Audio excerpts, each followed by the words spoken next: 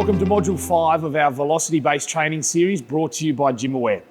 Today, we're going to start to go through our upper body variance and how we set it up, what it may look like.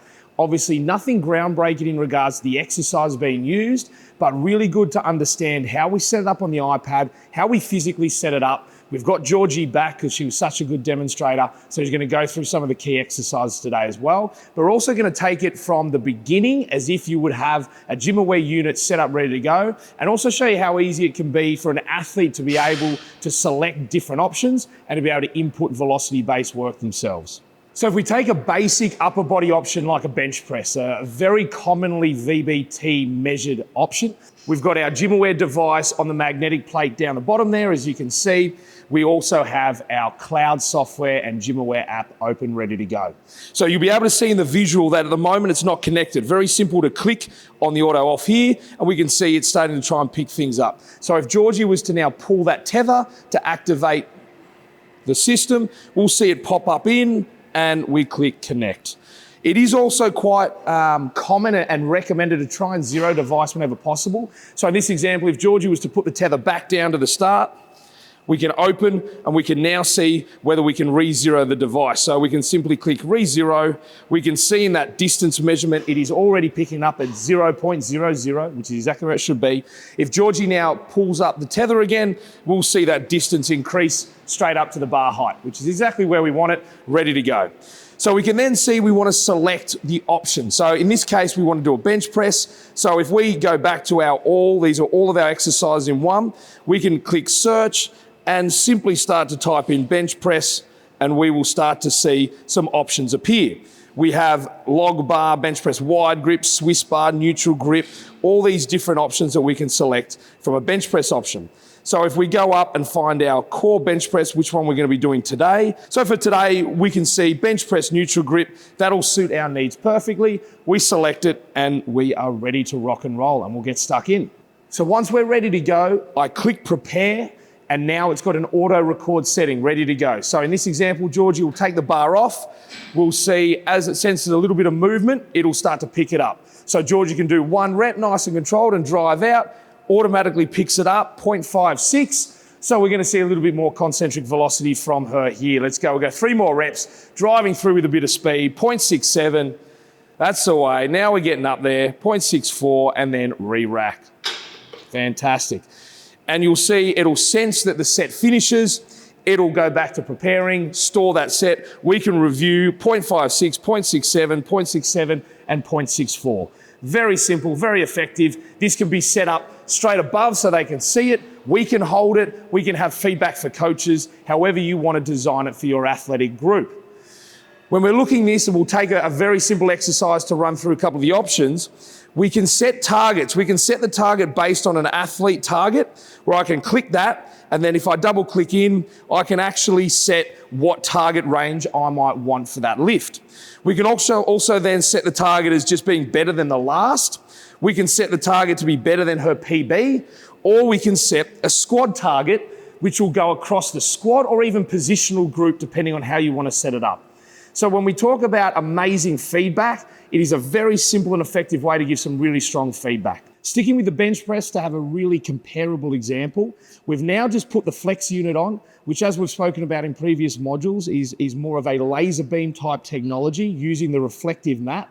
So still gives us really good, accurate, fast data, little bit lower price point to allow maybe more units to be used in a larger scenario, or someone that obviously isn't pushing the boundaries in regards to having a large budget and maybe just wants some VBT as some good feedback for their current athletes in maybe a one-on-one or closer setting. As you can see, same setup, same cloud-based app from GymAware. Nothing needs to be changed. We just simply change what the Bluetooth connection is. In this case, to the flex unit on the bar. It is magnetic. It just magnetically goes onto the bar, tightens off, very simple to use. So in the exact same fashion we just did, if Georgie now takes the bar off the rack, set on auto record, as she starts to bench press, we'll now 4 reps, very simple, picks it up, 0.69, 0.73, she's even getting faster, 0.76, and re-racking. So potentiating herself nicely with a little bit more velocity. And nothing changes, really good feedback, accurate feedback, and we can also set all of our same parameters in regards to targets that we want to do for her.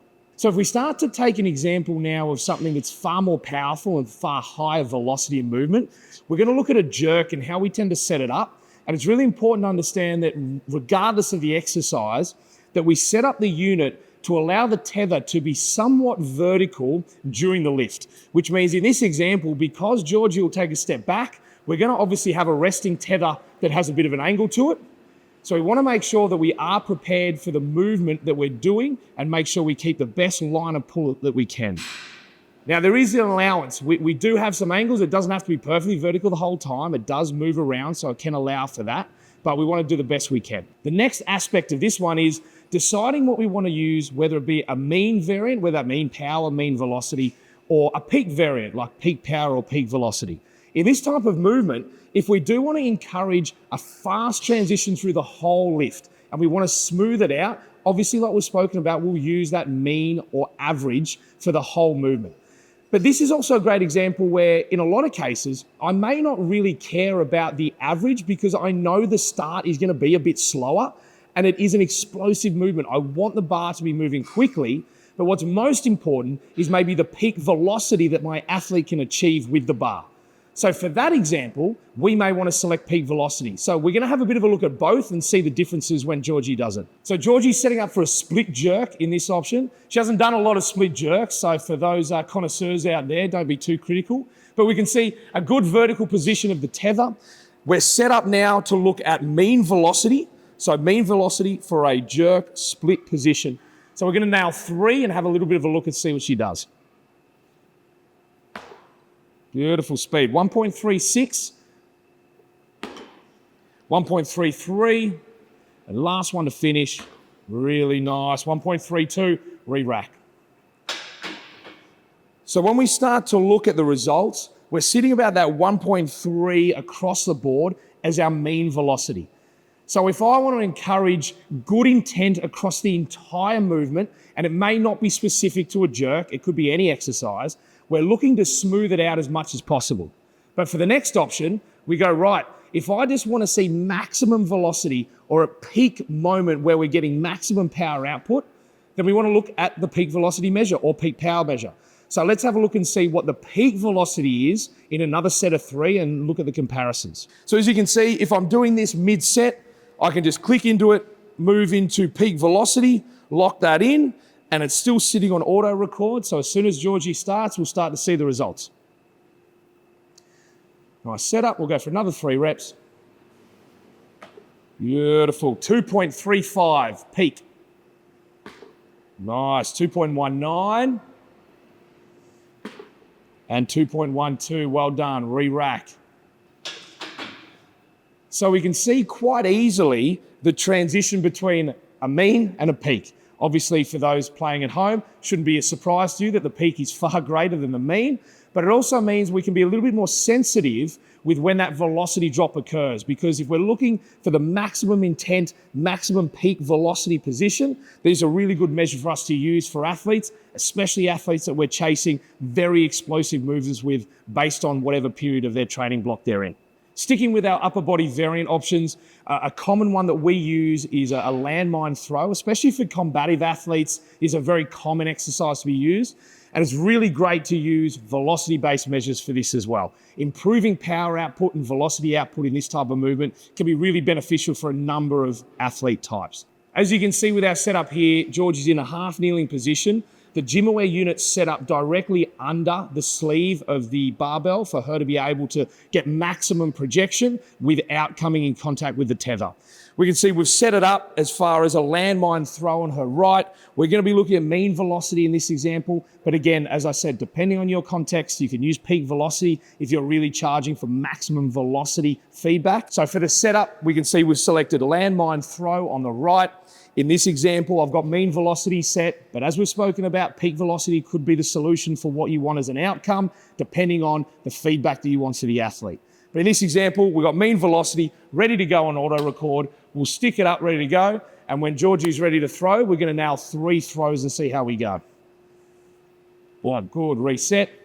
1.14, drive it up, that's it. Reset, go again. Last one, up. Well done, and reset. So we can see 1.15, 1.22, and 1.10. Again, when working with athletes, we can have that as direct feedback, set some targets, they're looking straight at it, drives them, pushes them, we can get some really good outcomes from it.